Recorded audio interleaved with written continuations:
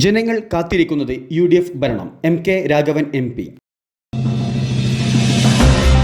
This is yours Indian News Time. Mavoor UDF അധികാരത്തിൽ വരാൻ ആഗ്രഹിക്കുന്നവരിൽ വലിയൊരു വിഭാഗം CPMകാർ തന്നെ ഉള്ളതായി MK രാഘവൻ MP അഭിപ്രായപ്പെട്ടു. UDF അധികാരത്തിൽ വരാൻ ആഗ്രഹിക്കുന്നവരിൽ വലിയൊരു വിഭാഗം CPMകാർ തന്നെ ഉള്ളതായി MK രാഘവൻ MP അഭിപ്രായപ്പെട്ടു. പിണറായിയുടെ ഭരണത്തിൽ എല്ലാ പ്രതീക്ഷയും നഷ്ടപ്പെട്ട കേരള ജനത UDFന്റെ തിരിച്ചുവരവിലാണ് മുഴുവൻ പ്രതീക്ഷയും അർപ്പിച്ച് കാത്തിരിക്കുന്നത് എന്നും അദ്ദേഹം പറഞ്ഞു.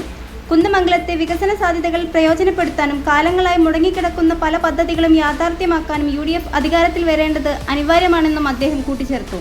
കുന്ദമംഗലം നിയോജകമണ്ഡലം UDF സ്ഥാനാർത്ഥി MA റസാഖ് മാസ്റ്ററുടെ പ്രചരണത്തിനായുള്ള UDF തെരഞ്ഞെടുപ്പ് കൺവെൻഷൻ മാവൂർ രാജീവ് ഗാന്ധി കൺവെൻഷൻ സെന്ററിൽ ഉദ്ഘാടനം ചെയ്തു സംസാരിക്കുകയായിരുന്നു അദ്ദേഹം. MP കേളുക്കുട്ടി അധ്യക്ഷത വഹിച്ചു. മുസ്ലിം ലീഗ് സംസ്ഥാന ജനറൽ സെക്രട്ടറി PMA സലാം മുഖ്യപ്രഭാഷണം നടത്തി. കാരാട്ട് റസാഖ് മുഖ്യാതിഥിയായി പങ്കെടുത്തു.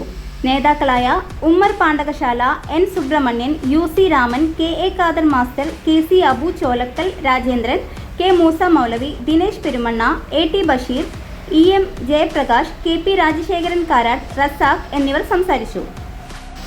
UDFന്റെ വിവിധ നേതാക്കളും അണികളും ചടങ്ങിൽ പങ്കെടുത്തു.